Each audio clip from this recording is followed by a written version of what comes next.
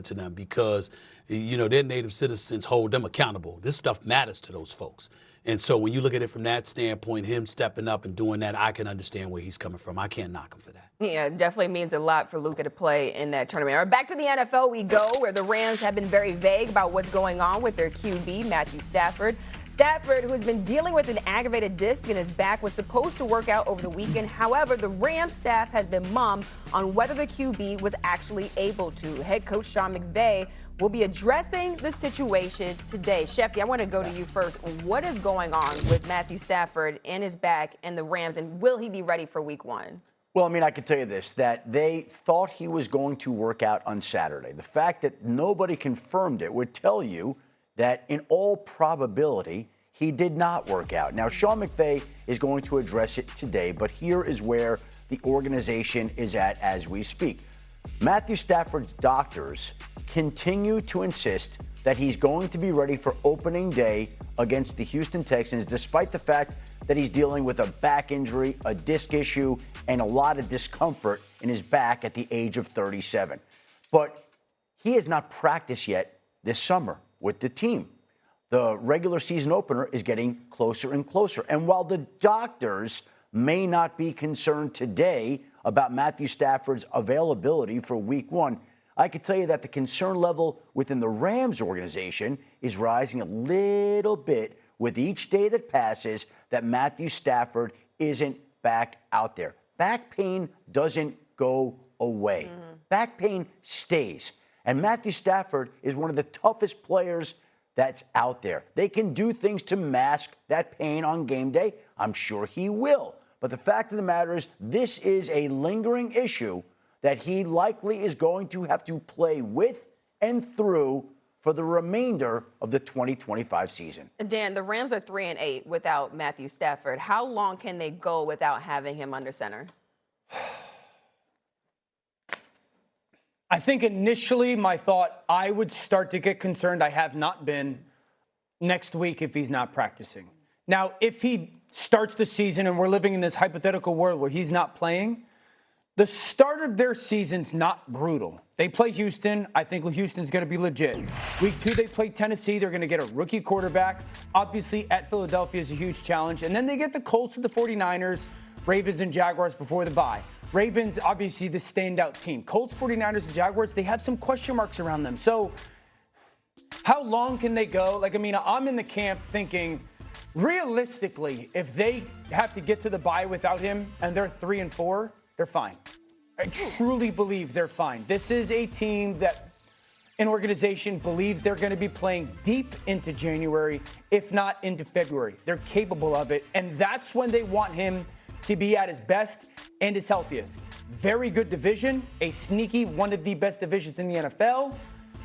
But I just think the makeup of this roster affords them the opportunity where if worst case scenario it happens, I think they can stay afloat without. And just a reminder to point out that if Matthew Stafford can play, they signed Jimmy Garoppolo during the offseason, and they think Jimmy Garoppolo can hold down the fort. And Stetson Bennett looked pretty good through 2 preseason games, so Garoppolo and Bennett would be called upon. Stephen A., we didn't tell you how good Stetson Bennett is going to play or not. But we're here for you now. Can I tell you this? We're here for you now. Don't tell me. Don't tell me. Don't tell me. Don't tell me. I want to tell you. Don't tell me. I want to tell you guys. I wasn't laughing at Stetson Bennett. He's a 2-time national champion. I'm looking at some of his numbers here and what he's done in his 2 preseason starts.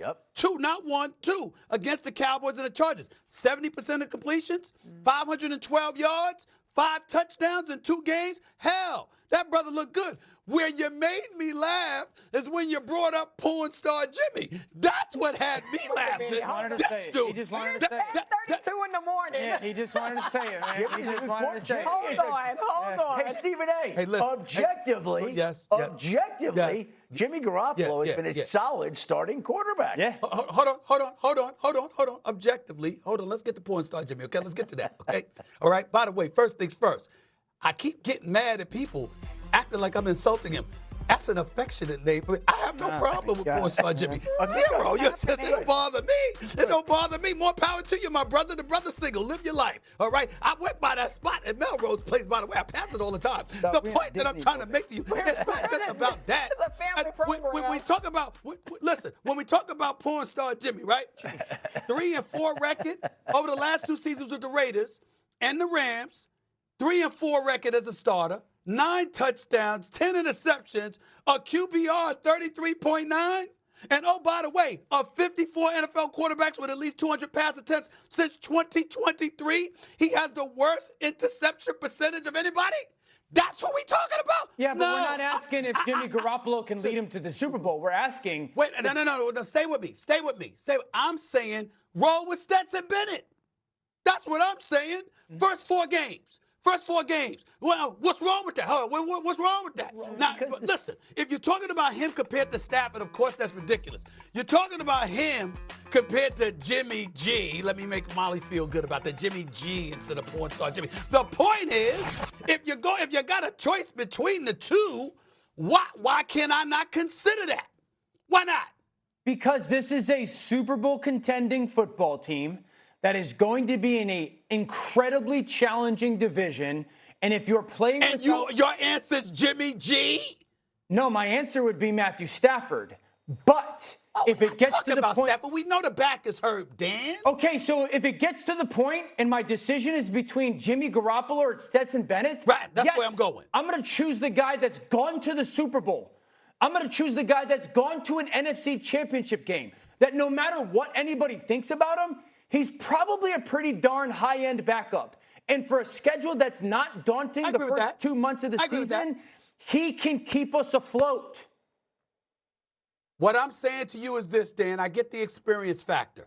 I get the fact that you can lean on what he's done in the past. I just brought up what he did the past 2 years. You're just going to ignore that? You're going to ignore that over the past 2 years and then go even further back? You say, I'm just saying. The point is, listen, at the end of the day, can we definitively say that he's looked better than Stetson Bennett thus far? I'm just going with the best. Who's looked the best? I haven't seen Stetson Bennett. I only know his stats. I haven't seen him in the preseason. Of course, I watched him at Georgia several times, but I haven't seen him in preseason as of yet. But his numbers look good. I'm saying we just ignore that because we're going to lean on Jimmy G's experience. What if this brother is balling during the preseason and he can ride that momentum into the first part of the season? What about that? Yeah. Dan is not buying What about this, Stephen A? What about this?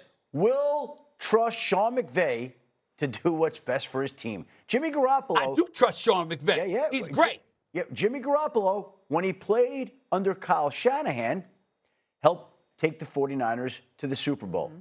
Jimmy Garoppolo now is playing under Kyle Shanahan's friend, colleague, Sean McVay. Oh, Lord. I would think that he will be able to perform in a similar capacity in the Rams offense with Puka Nacua and Devontae Adams and Kyren Williams and a lot of weapons where, again... oh, my Lord.